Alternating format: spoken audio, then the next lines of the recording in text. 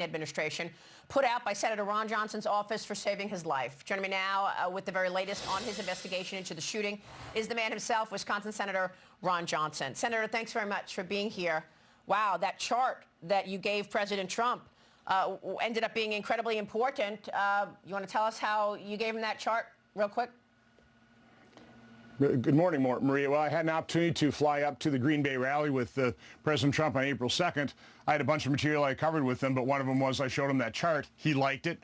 Wanted me to give it to his staff, which I did. They've got good people on the plane. He changed a few graphics of it, used that chart that day, and has been using it ever since. So, you know, call it serendipity, divine intervention. It'll be obviously an interesting footnote in history. I'm glad I was able to play that small part in saving his life. Oh, my God, Senator, incredible. All right, you sent a letter to Attorney General Merrick Garland, Secretary Alejandro Mayorkas, and Director of the FBI, Christopher Wray, about this epic failure of security. Can you walk us through what you'd like to see and your preliminary findings of your investigation, which has now become bipartisan? Is that correct? Correct. I spoke with Chairman Blumenthal, the chairman of the Permanent Subcommittee Investigation. I'm the ranking member. He completely agrees with me that we must start doing transcribed interviews with all the witnesses now while memories are fresh. So that's really good news from my standpoint. My staff immediately started reaching out to local law enforcement. We've gathered a fair amount of information. Again, we're just scratching the surface. But you know, a couple of things that we found out. For example, the Secret Service did not even attend the 9 o'clock security meeting with local law enforcement. Pretty well put in charge the Butler County law enforcement to coordinate things. Law enforcement wasn't even on the same channel.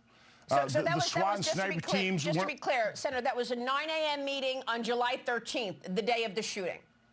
Correct. Correct. Yeah, Secret Service had been there for site visits, weren't even there. You know, kind of turned over some of the outer perimeter stuff to local law enforcement.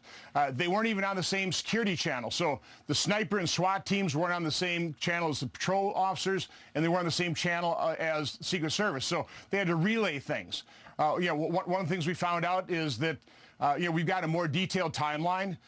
This picture is now on the internet, but a photo was taken by the local sniper team in the AGR building at 5:14 of Crooks. So again, we had pictures of this guy. You know, why wasn't he intercepted? There's so many unanswered questions here. The pictures were taken at 5:14, and he was shot at 6:11.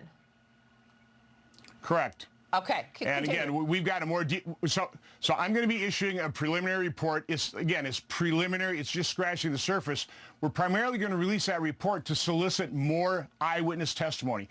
If you took video, save it. You know, make a backup copy. You know, we can glean things in terms of audio and in terms of, you know, where the shots came from. You know, was it one rifle? Was it more than one? I've seen some pretty interesting video on the internet by experts that certainly calls into question what the FBI is telling us about a single shooter. Again, we're only just beginning this, but it is so important that people who saw things, that have information, they preserve it, they memorialize what they saw, because memories change over time. They can be influenced. So it's good news on a bipartisan basis. Chairman Blumenthal and I are dedicated to taking transcribed interviews with law enforcement and public, just members of the general public that were at that rally. No matter how insignificant your piece of information might be, it might, you know, lend to provide the full story of what happened, because the American public needs to understand what happened here. So I know that, well, I tweeted out yesterday the fact that you're doing this bipartisan investigation, and I put on your email. You have an email that you want people to send information to, and I know that you'll tweet that later. But I got to get to this. After the shooter was taken down by Secret Service, the local law enforcement, and I know this from some of your preliminary comments, your preliminary findings, started taking pictures of the dead body, right? Can you tell us what happened then? Correct. So that sniper team that was in the AGR building, they're the first ones that went up on the roof. They were the first to encounter the dead assassin at that point in time.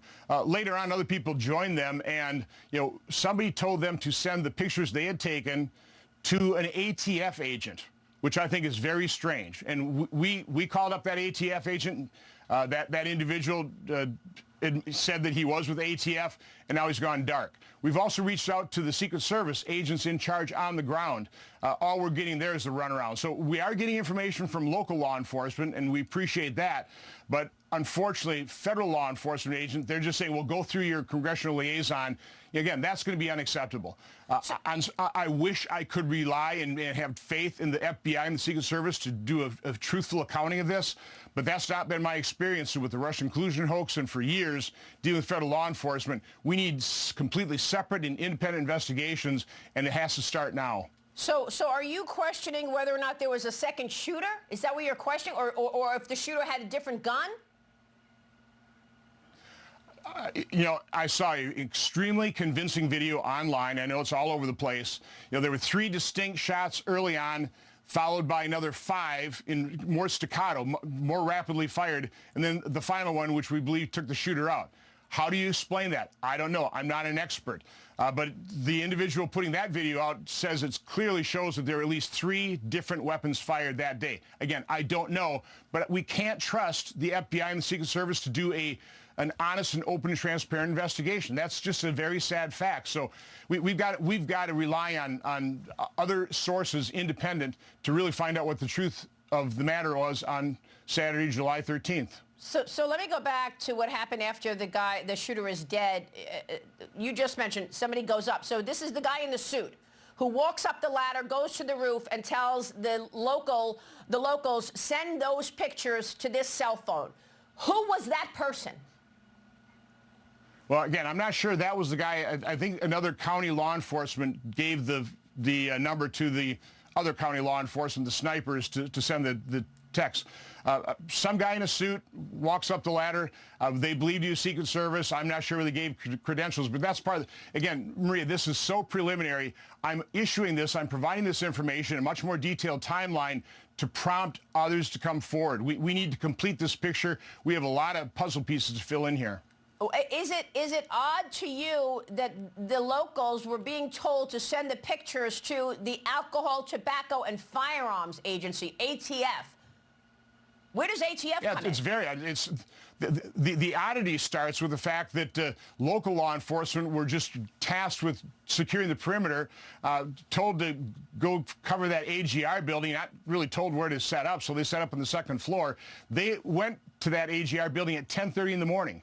So they were stationed there well in advance. They noticed this suspicious character at 5:10. They took a photo of him at 5:14. The president was shot at 6:11.